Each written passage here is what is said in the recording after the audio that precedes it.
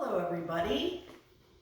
Thank you for joining me for the Make Our Gingerbread House class. I know usually we do it live and I'm going to miss seeing everybody this year, but because of everything going on, you have to watch me this way and do it yourselves at home with your family, which isn't such a bad thing.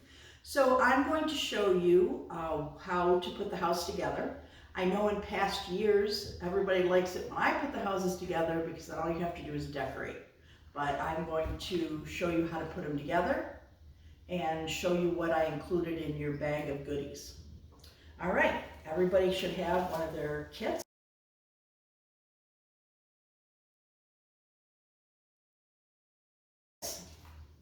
So use a pair of scissors to open it so that you don't break the pieces. And you should have, stuck together. You should have two pieces that look like a house shape and two rectangles, that's the roof. I'm sorry, those are the walls. This is the roof. All right, and then the base that everything came on is what you're going to make your house on. Okay? If you want to make a house where you could have a little of a yard and you could put some extra things on it, just get a larger piece of cardboard and cover it in foil, or just leave it with a piece of cardboard. And then you can cover it with some frosting and make it look like snow. Okay. Before I put the house together, I want everybody, let's look at what we've got in our bag. So this is the bag that I put together for everybody to use. Now, obviously, you can add, since you're home, you can add as much candy as you want to. Let's see, inside this bag, we have some Skittles. We have some Hershey chocolate bar. We have some of the Starlight Mints. I chose green because we have red of other things going on, but you could use red too. Just a nice combination. We have some Smarties. We have some butter cookies. We have M&Ms, which is everybody's favorite. We have gumdrops. We have some Airheads, which I thought was pretty cool that the Airheads I got all came in red, green, and white. And I have some graham crackers here, which I broke into squares. Now, usually, the great thing about when we all do it together is I have other things that everybody can share. But the way things are right now, it's not very good for us to have common items that we're sharing. So a couple of suggestions of things that maybe in your house you can pull out. Pretzels are really good. Pretzels, if you buy the ones that look like little snaps, they make fantastic windows or roofing tiles. You can use the sticks and make a fence with that. The other thing, if you have a pretzel stick, you can put this on top of it and make it look like a little light, a little lantern. Let's see. I also usually have, coconut. Coconut is fantastic for snow. And what else do I use? Marshmallows. You can do the mini marshmallows or the big ones and make a snowman out of that. Or the peeps, the marshmallow snowman peeps. You can just buy those and set them all up. This, of course, is if you choose to have a bigger piece of board to put your house on, because this is just going to be the house. So I do encourage you to get something bigger if you can. Let's see, Fruit Loops. Fruit Loops is another thing that I love having because it gives that color, but there's no weight. Now when I do the roof, I usually tell people, kids always want to cover it with either the M&Ms or the Skittles or the Smarties for a pop of color, but I discourage that because of the weight, and it can pull the roof down if it's not fully set. So if you use the pretzels or if you use the Fruit Loops, it doesn't add the weight to it, and it will stay up. Let's see what else. I think that's about it. So if you have anything like that around your house, or if you want to go out and get it before you get started, wonderful. And I will say that a lot of this candy came from the dollar store, so it's not going to be expensive for you to go out and get some fun things to make your house. And the most important thing, just have a good time. Really? Oh, and when it's done, keep it away from your pets because yes, they will munch on it, especially the cats. They will munch on it.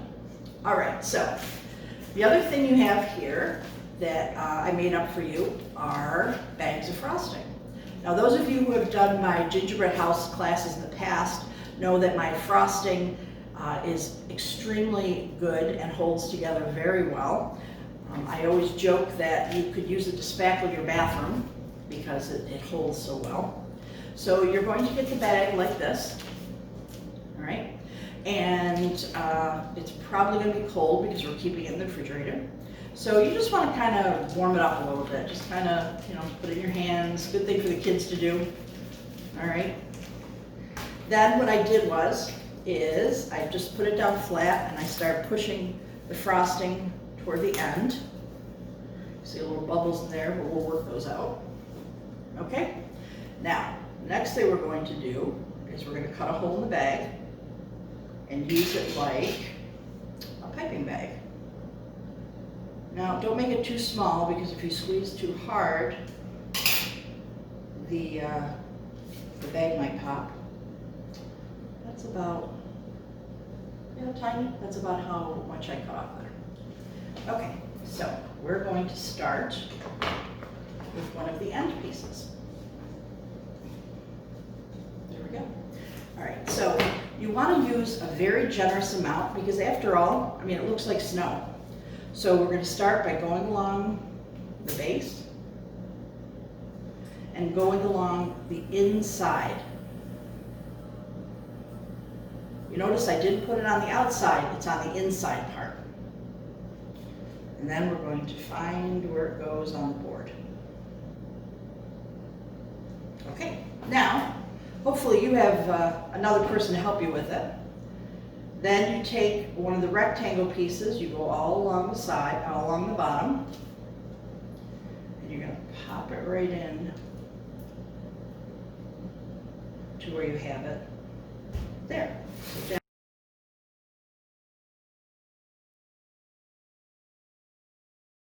now you've got two sides. Okay. Now you're going to do the same with the other side, just along the bottom.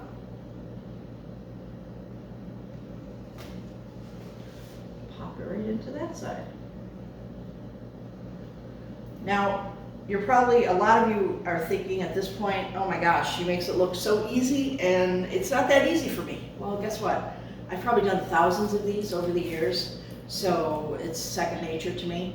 But the important part is put enough on it the first time, because if you have to pick it up and put more on it, it starts to dry immediately as you put it on this board, and it'll cause problems. Okay, so try to do enough so you do it right the first time. At least try.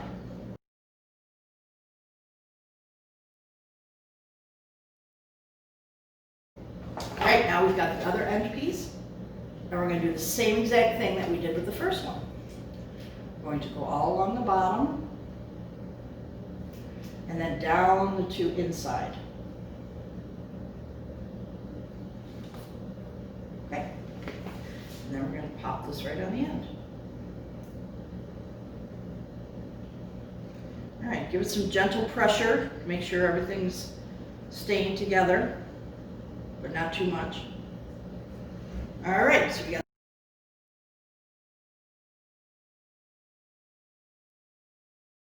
the basic house all set up.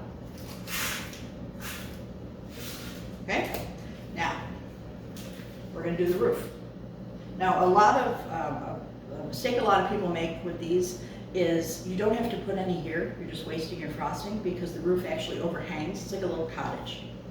So we're going to put it on the 4 diagonals. Start with these 2.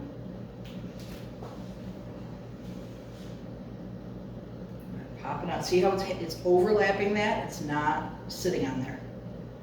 So again, some gentle pressure. Okay.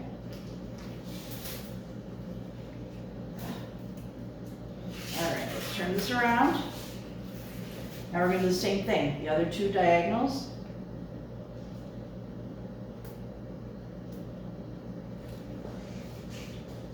Pop this on. gentle pressure. Just hold it for a minute, make sure it's set. Then I do something for two reasons. I go up the middle, and the reason why is not only does it help hold it, but also it gives you a nice kind of palette for the top of it where you can start to do your decorating. Okay, but remember, this stuff dries very quick. Just do a line in the middle. See that?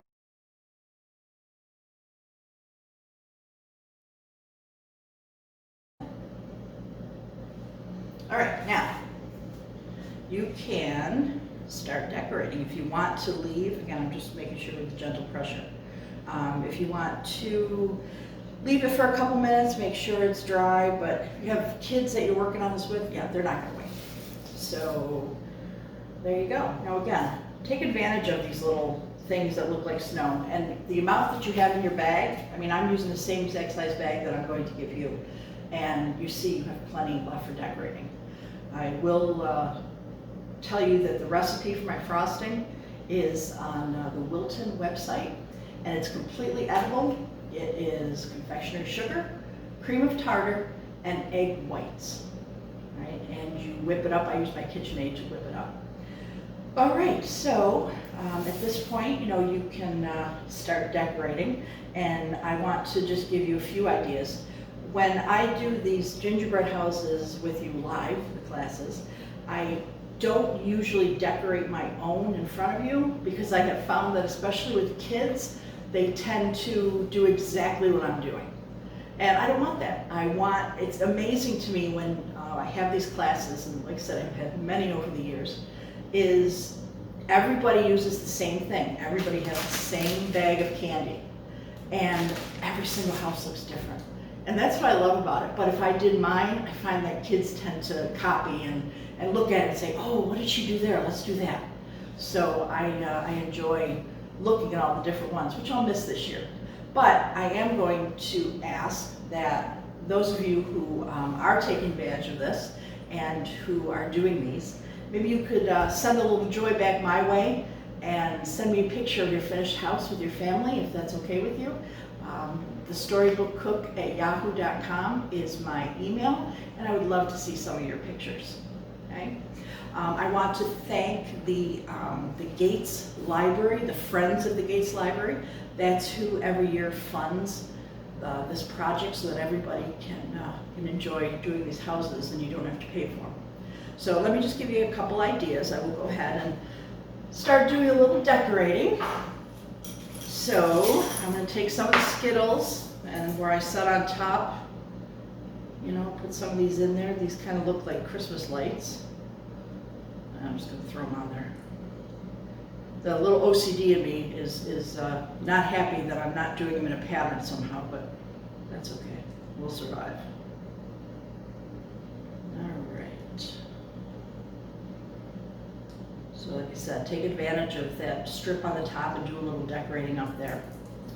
All right. I mentioned that you don't want to fill the roof with either Skittles, M&Ms, and even Smarties because the weight could pull it down. But you could put frosting around the edge, and you could, you know, outline it with that, and then use the pretzels or whatever for the roof tiles, or nothing. I have people just do a little frosting and then put a couple things in the middle. Let's see what I'm going to show you. Okay, let me show you a couple things to do with your candy canes. All right. I don't know if any of you know, but if you put two candy canes together, they make a heart. And that's kind of a really cute way to do a window. And with your frosting again. You've got plenty of frosting to do this. If you do run out of frosting, which, you know, with multiple kids doing it, sometimes it happens, I want to tell you that as far as decorating, see, we can tell not Martha Stewart. As far as decorating, you could just use regular frosting, and because you're just holding the decorations on. Okay, you don't need to have them, you know, as sturdy as we do with putting the house together. So there's a little heart window. Now the other thing we can do with candy canes is, oh, I wanted to do this on purpose to show you something. If for some reason you get a candy cane that's broken, not the end of the world. You know why? Because we have our glue to hold everything together. Just open it up, pop some on there, and there you go. You fixed your candy cane. Let's see. The other thing you can do with this, which is really fun, I like doing this, you know, when we have a bigger yard. Let's break this a little. Here's my graham cracker. If you do this, you can make a sled, or like that. You can make a cute Santa sleigh, and if you do the peeps with the with the snowmen, then you can put them on top of there and put them on your roof. Or I saw at the dollar store they even had some Christmas gummies where there was Santa and a reindeer, and you could put them on your sleigh too. Now, our Hershey's chocolate. Besides eating a bar, the other thing you can do with this is, let me slide these out of the way, is because they're broken like that, if you have a larger board, they really make very cute walkway. All right, because you can kind of separate like that, and then the white will show in between. That is really cute. You could also use this as break it in half and use it as windows. Got windows over here, okay? Or, you know, keep it together, do a doorway. And you can do the same with your graham crackers. Let's put a graham cracker door on there.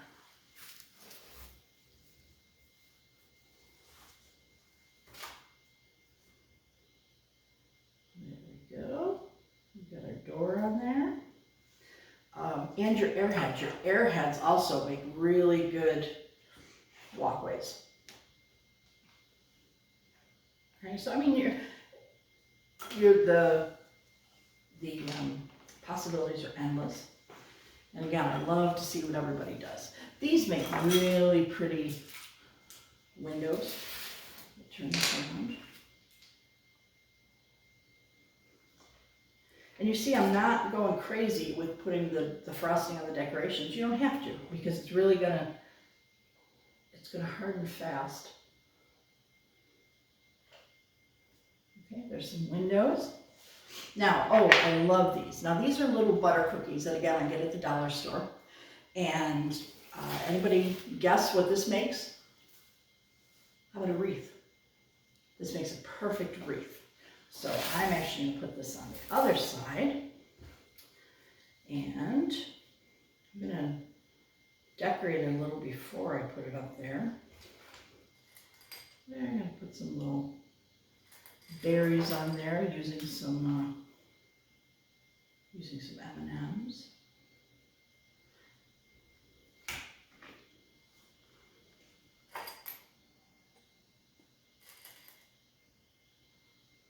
Obviously, when you have more time, you can do a little better job than I'm doing here. But there's your wreath. And just gently so it doesn't break, but just hold it there for a second. Okay, and there you go. You know, you could even take, I wouldn't do a lot of it, but you can even take some of your frosting, put it out in a bowl and mix up a little color. So if you wanted just a little bit of green to put on your wreath, you could do that, green coloring, and then just put the red berries on it. Okay. I think that's about it, besides just me decorating to where I'm happy with it. Sprinkles are also a really fun thing, because the way I mentioned, where you could put either a line or a swirly here, and then, you know, make it a little bit thick and then put some sprinkles on it, okay, because it'll catch those sprinkles. That would be really pretty. And that's about it. So the bag of frosting that you have is plenty. Look, I have more than half of it left to decorate the rest. So it really is plenty for you to decorate. So the couple things I want to reiterate is make sure once you put the frosting on, make sure you quickly put it together and put enough on. Don't be skimpy with your frosting putting it together. That's where you really need to use it, because you want, the most important thing is you want it to stay together. If it falls down, you just start over again, but that's okay. And remember, I said if anything breaks, now these pieces are pretty sturdy and I very rarely have one break, but if it does, just use your frosting to glue it and then cover it with something to decorate it. And that's it. I'm going to pause for a minute and I'm going to finish my house while you work on yours.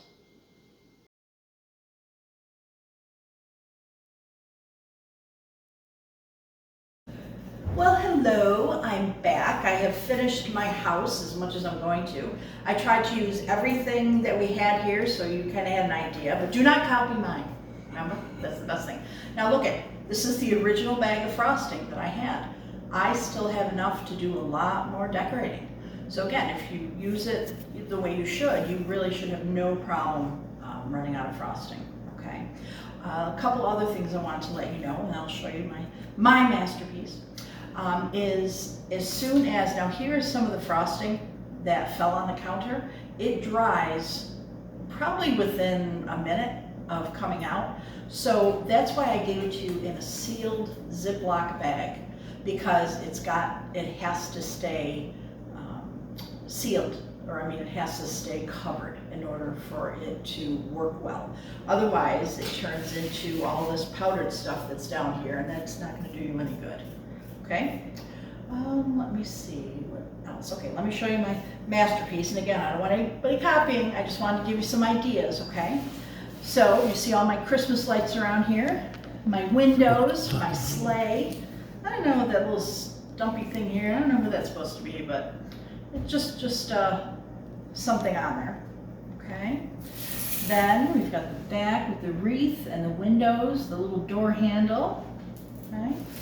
I've got all the Christmas lights around here. Did a nice little cross back here with my gumdrops because it looked so empty and I thought that was perfect. And then we have the front. We have some shutters and a little window box here. The gum or the airheads are very easy to cut into whatever you want to. Okay. And I think that's about it. I want to show you one more thing. And before I do that, I want to give a shout out and thank you to Hope Fellowship Church on Lake Avenue. This is where I am, and they let me use their wonderful kitchen. And I also want to thank my friend Paul for doing the video. So here we go. Last thing, if you want to do something that resembles icicles, okay, use your bag and kind of, dot and pull.